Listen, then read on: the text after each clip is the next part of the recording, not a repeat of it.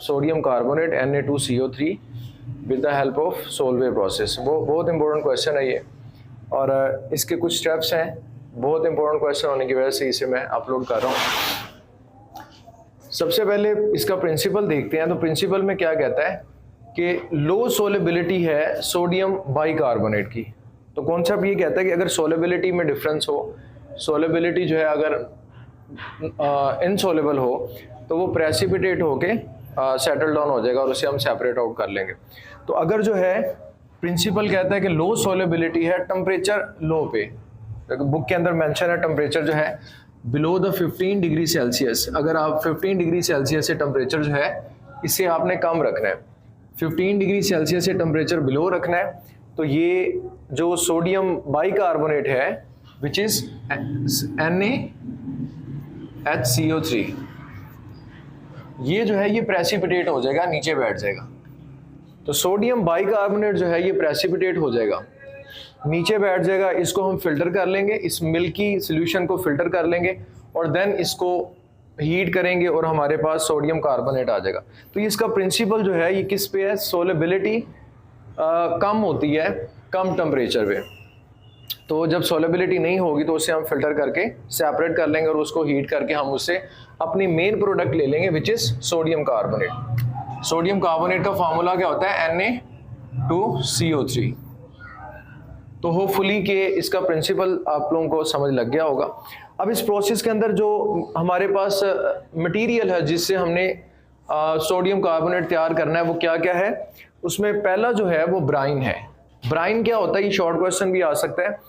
ये सोल्यूशन है NaCl का, कंसंट्रेटेड एक गाढ़ा सोल्यूशन जो है खुर्दनी नमक जो आम टेबल सॉल्ट होता है, NaCl का आपने कंसंट्रेटेड सोल्यूशन तैयार करना है, उसे ब्राइन कहते हैं।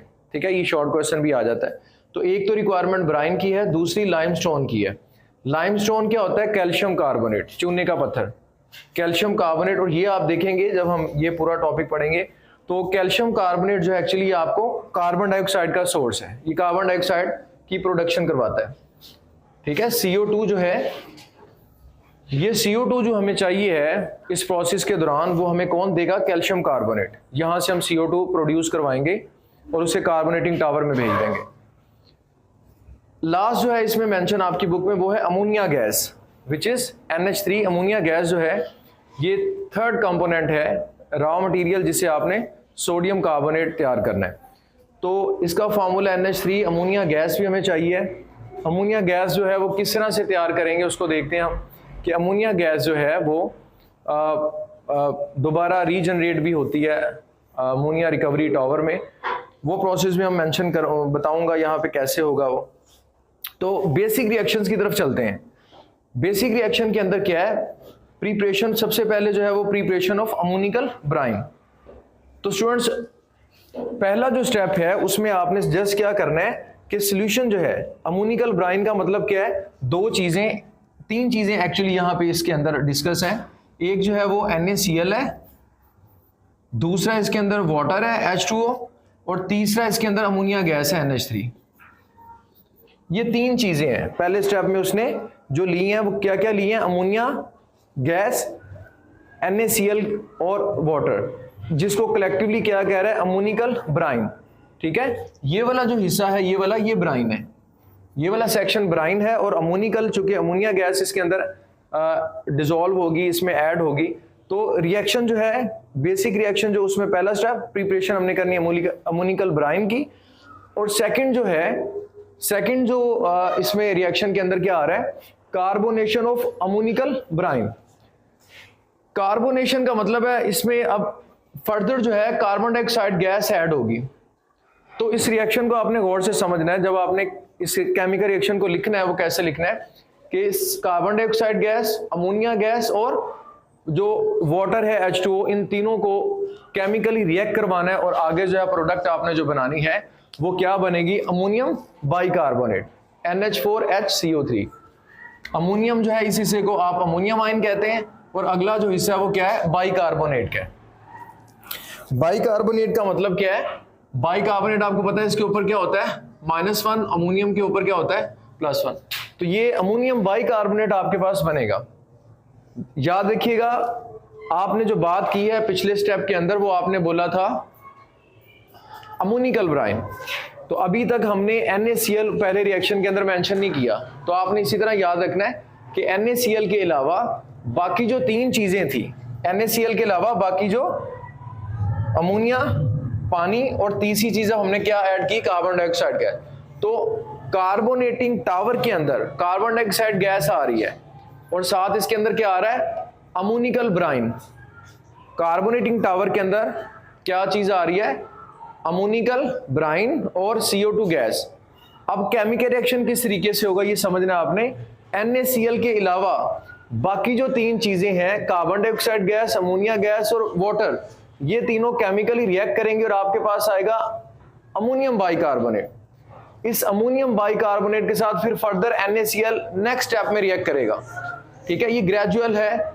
फर्स्ट में आपके पास अमोनियम बाइकार्बोनेट आएगा, अमोनियम बाइकार्बोनेट के बाद जो है, बनने के बाद जो है इसके साथ NaCl जो है वो रिएक्ट करेगा और क्या होगा कि रिप्लेसमेंट, ये जो पॉजिटिव हिस्सा है वो इस नेगेटिव के साथ कंबाइन होगा, तो आपके पास क्या बनेगा, अमोनियम क्लोराइड।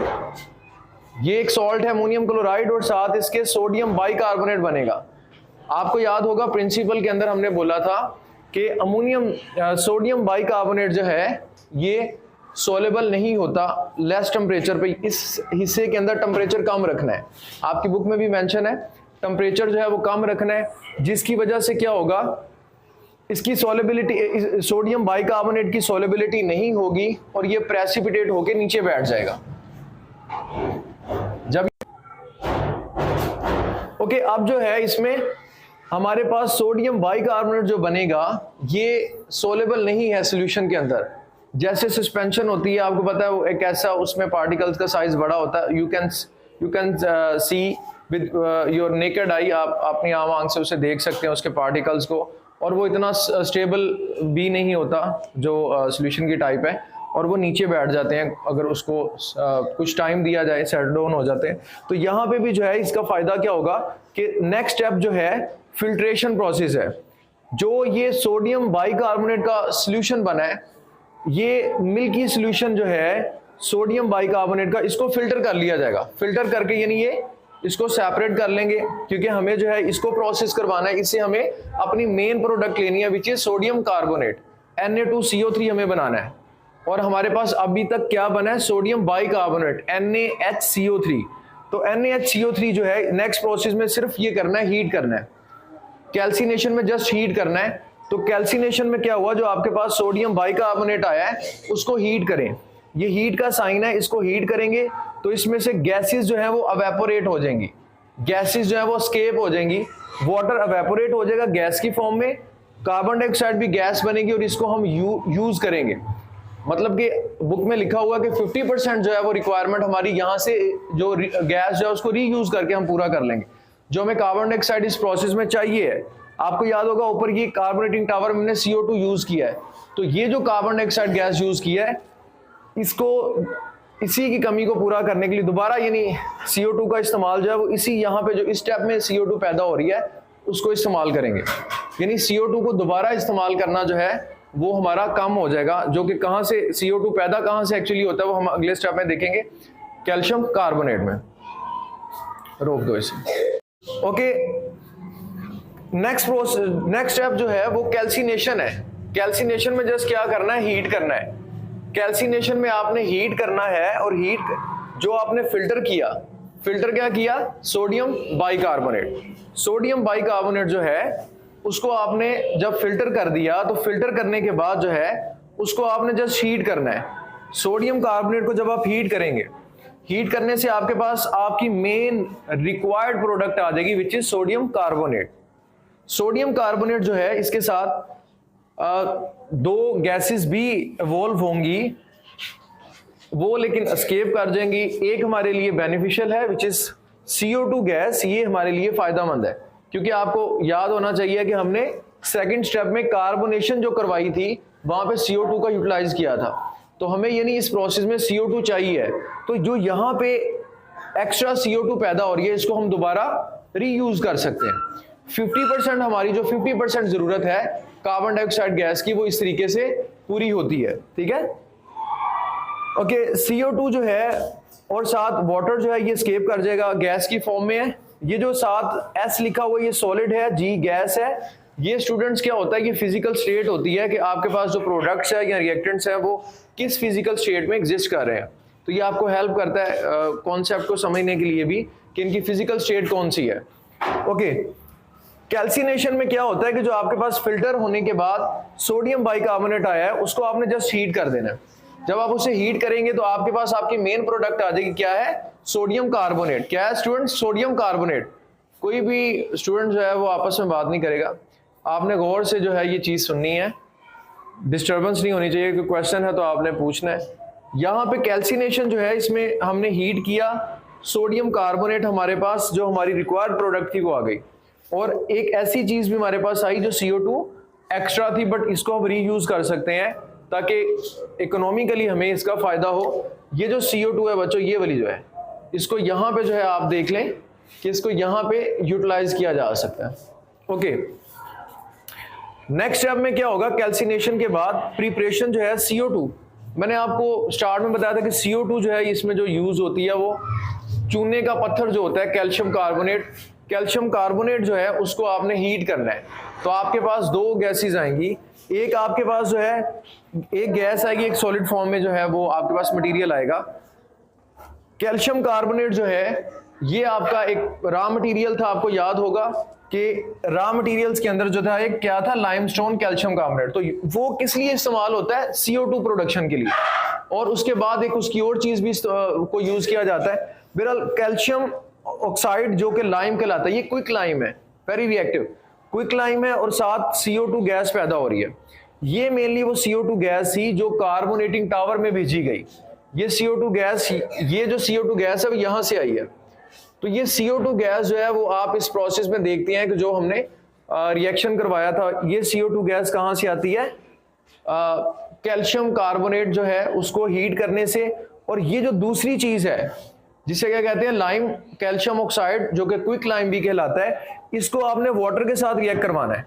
और ये सारे का सारा काम हो किस में रहा है? ये किलन में हो रहा है, ठीक है? लाइम किलन इसे बोलते हैं। एक भट्टी है लाइम किलन, उसके अंदर चूने के पत्थर को गर्म किया जा रहा है, फिर कार्बन डाइऑक्साइड को प्रोड्यूस करके आगे कार्बोनेटिंग टावर में भेजा जा रहा है, और जो लाइम है उसका पानी के साथ रिएक्शन करवा के आपको एक और प्रोडक्ट मिल रही है जिसे क्या कहते हैं? Calcium hydroxide, CaOH whole twice. अब यहाँ पे इसको इसलिए लिखा गया, कैल्शियम की वैलेंसी कितनी होती है? +2, और हाइड्रोक्सल की -1। तो यहाँ पे हाइड्रोक्सल आयंस कितने हैं? 2। तो ओवरऑल जो है ये बैलेंस हो जाएगा +2 और -2, ठीक है? इस पे कोई चार्ज नहीं होता, ओवरऑल जो है वो चार्ज 0 होगा। बहरहाल कैल्शियम हाइड्रोक्साइड आपके पास जो बनेगा, इसको कहाँ पे यूज किया जाएगा? इसको हमने अमोनिया रिकवरी टावर में भेजना है। आपको याद होगा आपके पास एक बाई प्रोडक्ट बनी थी, यहां पे देखेंगे ये अमोनियम क्लोराइड, ये हमने अभी तक कहीं भी इस्तेमाल नहीं किया है। अमोनियम क्लोराइड ये हमने अभी तक इस्तेमाल नहीं किया। तो जो हमारे पास ये वाला हमारे पास ये वाली एक चीज आई है, ये दोनों चीजें जो हैं इसको हम क्या करेंगे? इस्तेमाल। अमोनियम क्लोराइड और कैल्शियम हाइड्रोक्साइड, इन दोनों चीजों का हम रिएक्शन करवा के हमें अमोनिया मिलेगी। क्योंकि अमोनिया लिटिल बिट एक्सपेंसिव है तो उसको हम रीयूज कर सकते हैं। कहाँ से अमोनिया हासिल करेंगे? अमोनियम क्लोराइड से।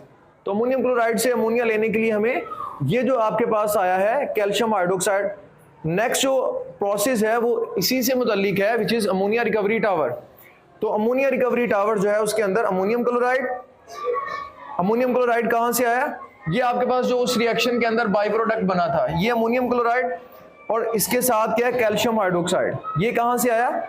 जो हमने कैल्शियम कार्बोनेट के पत्थर को गर्म करके हमने उससे कैल्शियम ऑक्साइड बनाया था, उस कैल्शियम ऑक्साइड को पानी से रिएक्ट करवाया, पानी से रिएक्ट करवाने के बाद आपके पास आया था कैल्शियम हाइड्रोक्साइड। तो वो कैल्शियम हाइड्रोक्साइड यहाँ पे आएगा, ये दोनों केमिकली रिएक्ट करेंगे और आपके पास एक बहुत इंपॉर्टेंट प्रोडक्ट बनेगी जिसको हम रीयूज कर सकते हैं। ये है अमोनिया। तो अमोनिया जो है, चूंकि हमने यहाँ पे अमोनिया इस्तेमाल की तो अमोनिया को रिकवर कर लिया गया है। इस तरीके से अमोनिया को रिकवर किया गया और दोबारा जो है यहाँ पे इस टावर में अमोनिया को भेज दिया गया ताकि वो रीयूज हो सके अमोनिया, और कैल्शियम क्लोराइड और साथ वाटर। ये वाहद ऐसा बच्चों प्रोडक्ट है जो बाई प्रोडक्ट आप कह सकते हैं प्योरली, ये फालतू चीज हमारे पास यहाँ बन रही है calcium chloride, which is not poisonous and not causing any type of environmental pollution. So ये एक ऐसा आप कह लें कि एडवांटेज जो है इस प्रोसेस के, उसमें कंसीडर किया जा सकता है कि ये एक ऐसा प्रोसेस है जिसमें हार्मफुल जो है सब्सटेंसेस प्रोड्यूस नहीं होते हैं।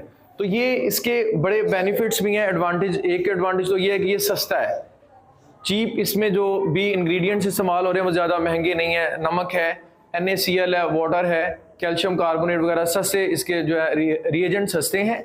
सेकेंडली ये जो है उसमें फ्यूल इतना इस्तेमाल नहीं होता, क्योंकि कहीं भी आपने नहीं देखा इतना कि किसी सोल्यूशन को या किसी मटेरियल को आपने जो है उसकी एवेपोरेशन वगैरह करवानी है, बहुत ज़्यादा टेम्परेचर नहीं चाहिए। ऑल दो कि हमने जो कैल्सिनेशन प्रोसेस के अंदर हीट इस्तेमाल की, लेकिन बहुत ज़्यादा टेम्परेचर की रिक्वायरमेंट नहीं होती है। सो यहाँ फ्यूल भी इतना कंज्यूम नहीं होता, ये भी एक इसका एडवांटेज है। और एनवायरनमेंट फ्रेंडली ये प्रोसेस है, इसमें पोल्यूशन वगैरह वाली चीज़ें जो है एनवायरमेंटल फ्रेंडली है। ये इसमें ऐसे कोई प्रोडक्ट्स नहीं बनती हैं जो नुकसानदेह हों, यानी आबी आलूदगी या सॉइल से रिलेटेड जो है जो पोल्यूटेंट्स हैं वो प्रोड्यूस नहीं होते हैं। अब इसका ओवरव्यू देख लेते हैं। ओवरव्यू के लिए एक स्केच ये सिंपल सा मैंने बनाया है आपको समझाने के लिए कि देखिए ये कार्बोनेटिंग टावर है बच्चों। इस कार्बोनेटिंग टावर जो है इसके अंदर प्रोसेस स्टार्ट हुआ था, लाइम किलन, चूने के पत्थर जो है इसको आपने गर्म करके यहाँ से कार्बन डाइऑक्साइड प्रोड्यूस की, वो कार्बन डाइऑक्साइड यहाँ पे आई।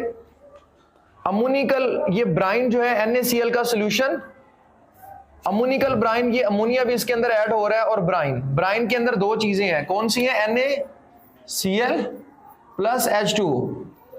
ये अमोनिकल ये जो ब्राइन है उसके साथ अमोनिया गैस ऐड होगी तो क्या बन जाएगा? Ammoniacal brine. तो अमोनिएटिंग टावर जो है उसके अंदर अमोनिकल ब्राइन है, उसको आगे किस में भेजा जा रहा है? कार्बोनेटिंग टावर में। कार्बोनेटिंग टावर जो है उसके अंदर कार्बन डाइऑक्साइड ऐड हो रही है। अब जब ये सारा जो है आपने देखा कि ये केमिकल रिएक्शन में दो चीजें बनेगी, एक सोडियम बाइकार्बोनेट और एक अमोनियम क्लोराइड।